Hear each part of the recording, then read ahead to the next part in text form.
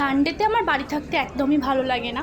তো সেদিন মধুপর্ণাই আমাদেরকে বললো যে চল তোদেরকে মোমো খাওয়াতে নিয়ে যাবো, যেহেতু ওর বার্থডে ট্রিটটা আমাদের দেয়নি। যেখানে আমরা মোমো খেতে গেছিলাম তো সেখানেই এই ঘাটটা আছে, এটার মনে হচ্ছে আহিরিটলা ঘাট।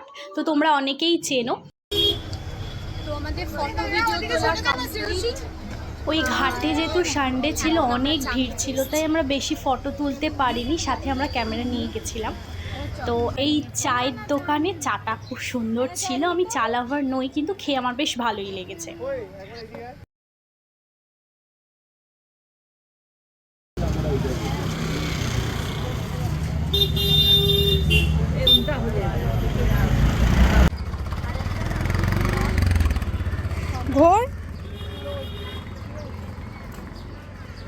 তো এখন আমরা যাচ্ছি সোজা হেঁটে মোমো খাওয়ার জন্য।